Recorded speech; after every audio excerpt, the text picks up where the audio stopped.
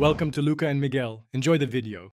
In this video, I will explain how to make chili pickle with mustard seeds using an easy method. We'll start by selecting the freshest ingredients, ensuring your pickle has the best flavor. This recipe is perfect for beginners and seasoned cooks alike, promising a delightful condiment for your meals.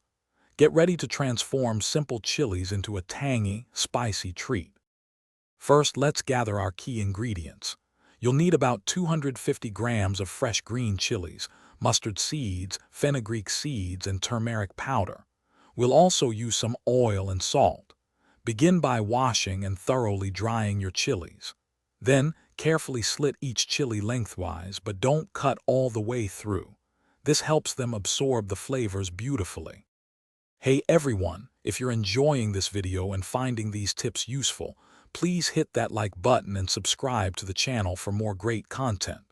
On another note, if you love reading while enjoying your delicious homemade pickle, I highly recommend the new Kindle Paperwhite.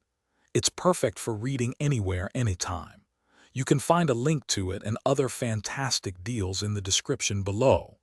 Now, let's get back to the video. Now for the exciting part, the pickling process.